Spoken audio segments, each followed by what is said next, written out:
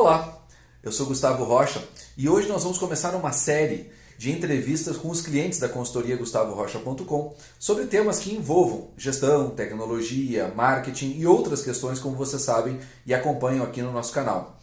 O entrevistado de hoje é o Dr. Ariel Estopasola, do escritório Estopasola Advocacia, sediado em Canela, com filial em Gramado. E nós vamos falar sobre um tema muito interessante, que é a questão da mediação, da arbitragem, da solução não litigiosa de conflitos, uma tendência, na verdade, mundial de mercado e uma questão que nós temos que enfrentar também, sinceramente, de forma clara, objetiva e direta. Doutor Ariel, bom dia, vamos lá. Bom dia, muito prazer falar com a tua seleta audiência, teu seleto público, doutor Gustavo. Esse tema, sobretudo para a advocacia trabalhista, é um tema que passa a interessar, está na ordem do dia, na medida em que a reforma trabalhista trouxe um colorido diferente na advocacia e um cenário necessário de readaptação. Eu digo isso para ti, para os teus clientes, para o teu público, porque no dia a dia da advocacia, sobretudo com essa dificuldade agora da gratuidade da justiça, os advogados acabam tendo a necessidade de readaptar algumas rotinas. E eu percebo isso aqui no escritório em razão dos conflitos que envolvem matérias que os tribunais muitas vezes não maturaram o suficiente ou não têm uma resposta necessariamente única, e a partir disso nós temos que promover ações trabalhistas visando satisfação de um determinado interesse sem ter a segurança jurídica daquele resultado.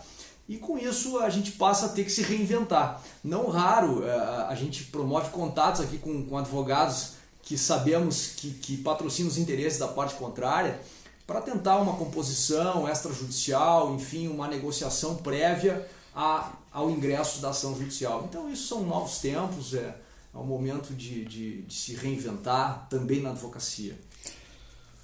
Inclusive, trazendo já para o debate, né, nós tivemos aí há poucas semanas atrás aqui no Rio Grande do Sul, em Porto Alegre, foi uma das cidades sedes, o primeiro hackathon, né, que foi um desafio de tecnologia, um desafio que envolvia o direito e a tecnologia.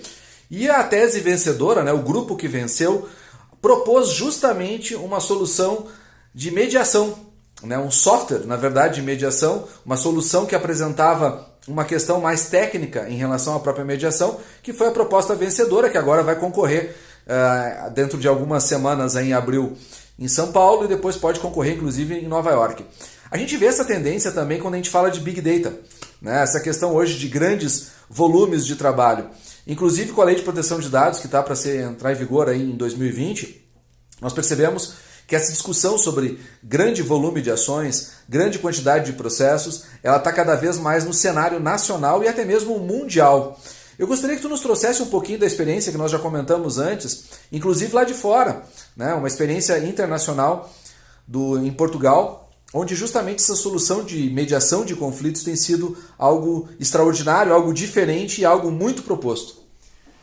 Bom, Portugal, como o Brasil, também não tem soluções jurídicas absolutamente seguras. Isso é utópico, evidentemente. Mas lá o que eu posso perceber com essas experiências acadêmicas que tenho tido o privilégio de cursar agora, nesses 2 últimos anos, a solução alternativa de conflitos tem sido bastante forte a partir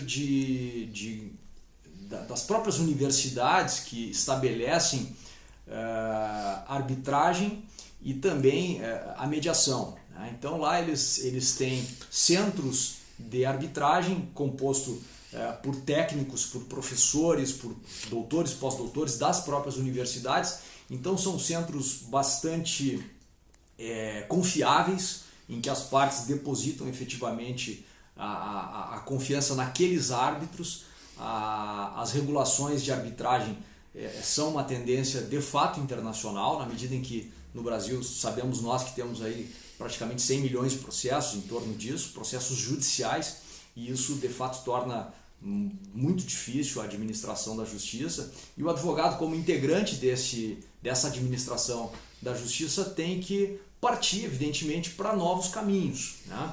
E nem sempre essa solução deve ser judicial. Então, isso se percebe no âmbito internacional e é uma tendência, né, que está chegando ao Brasil, como várias outras discussões acabam vindo com um certo tempo de retardo, mas eu tenho a impressão de que esse tema da resolução alternativa de conflitos será o grande desafio da advocacia nesses novos tempos.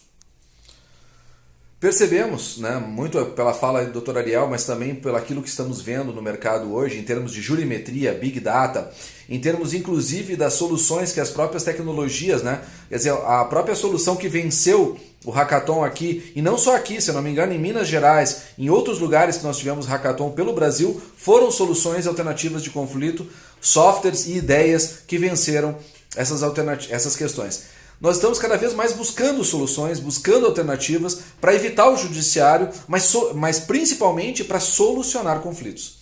Ou seja, não é evitar o judiciário e não ter a solução de um conflito, não ter a busca da justiça. O advogado é indispensável à administração da justiça, inclusive quando ele não litiga, inclusive quando ele não tem processo.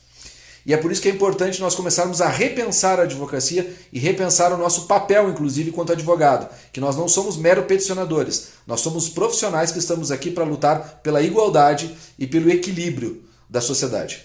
Eu agradeço muito ao Dr. Ariel pela entrevista.